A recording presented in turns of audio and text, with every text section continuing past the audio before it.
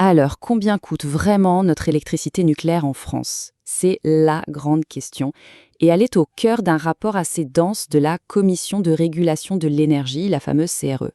Aujourd'hui, on va décortiquer ensemble leurs conclusions pour comprendre un peu mieux les milliards qui sont en jeu. Il faut dire que l'indépendance énergétique de la France, elle repose sur un véritable géant industriel. Mais voilà, ce géant commence à prendre de l'âge. Le parc nucléaire français, qui est quand même le pilier de notre électricité, fait face à un défi sans précédent, celui du temps qui passe. Et ce graphique, il l'illustre parfaitement. On voit bien que la grande vague de construction de nos réacteurs, c'était surtout dans les années 80. Alors oui, la France a une flotte qui est extrêmement puissante, mais c'est aussi l'une des plus âgées au monde. Et c'est là qu'on arrive à la question qui pèse plusieurs milliards d'euros. Et la réponse, croyez-moi, elle est loin d'être simple, parce que le coût réel de notre parc nucléaire, eh bien, ça va bien au-delà d'une simple maintenance. Alors, comment est-ce que la France compte relever ce défi? Eh bien, avec un plan de modernisation d'une ambition assez rare qu'on appelle le grand carénage. Le grand carénage, rien que le nom en impose, non? C'est un chantier absolument colossal. L'idée, ce n'est pas juste de faire quelques réparations, non, c'est de reconstruire en profondeur les centrales pour prolonger leur durée de vie, tout en renforçant drastiquement leur niveau de sûreté. Et côté finance, attention, les chiffres donnent le vertige. Le budget de départ, il était déjà énorme, 33 milliards d'euros. Mais il a fallu le réévaluer. La facture finale, elle dépasse maintenant les 36 milliards. C'est, en quelque sorte, le prix à payer pour sécuriser notre avenir énergétique. Et l'objectif derrière tous ces milliards, c'est simple, gagner 20 ans. 20 années de production d'électricité en plus. C'est vraiment la pierre angulaire de toute la stratégie énergétique française pour assurer la transition. Mais bon, comment est-ce qu'on arrive à un chiffre pareil? Le rapport de la CRE nous révèle quelque chose d'assez fascinant.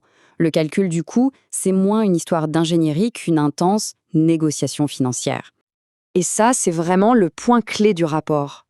Le coût final, il ne dépend pas seulement des travaux à faire, il dépend surtout de la manière dont on évalue le risque financier. C'est un véritable bras de fer, en fait, entre EDF, l'opérateur, et la CRE, le régulateur, pour savoir qui doit porter ce risque. On a donc deux visions qui s'affrontent. D'un côté, vous avez la CRE. Eux, leur objectif, c'est de minimiser le risque, de le voir le plus bas possible pour maintenir des prix acceptables pour les consommateurs. Et de l'autre côté, eh bien, vous avez EDF. L'opérateur, lui, demande une prime de risque plus élevée pour se protéger. Et l'issue de cette négociation, on la retrouve directement sur la facture d'électricité. Et cette négociation, elle se joue sur 3 points qui sont très techniques, mais absolument cruciaux. D'abord, le coût de la dette. En gros, c'est le taux d'intérêt qu'EDF paie.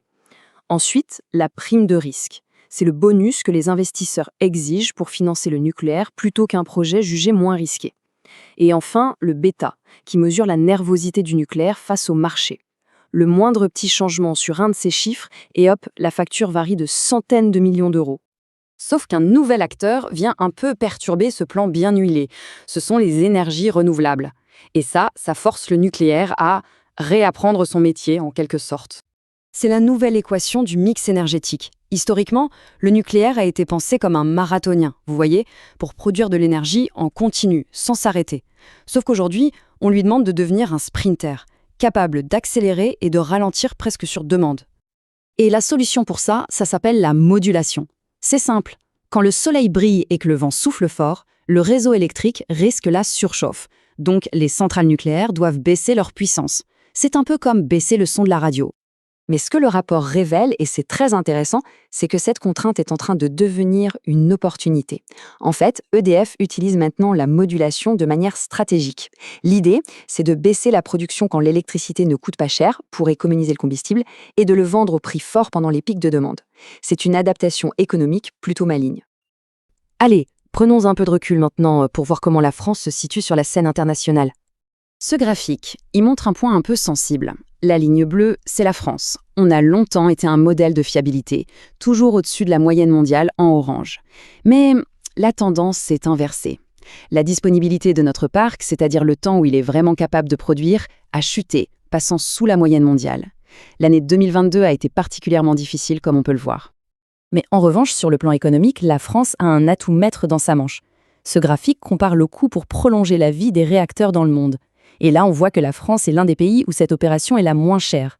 Rénover coûte infiniment moins cher que de construire du neuf, et sur ce terrain-là, la France est quasi imbattable. Et tout le paradoxe est là. D'un côté, un coût de modernisation qui est financièrement très attractif, mais de l'autre, des défis de fiabilité industrielle qui sont bien réels. L'avenir énergétique de la France va vraiment se jouer sur sa capacité à transformer ce géant vieillissant en un athlète à la fois flexible et performant. Le prix est compétitif, c'est une certitude, mais l'exécution sera-t-elle à la hauteur ? La question, elle, reste entièrement ouverte.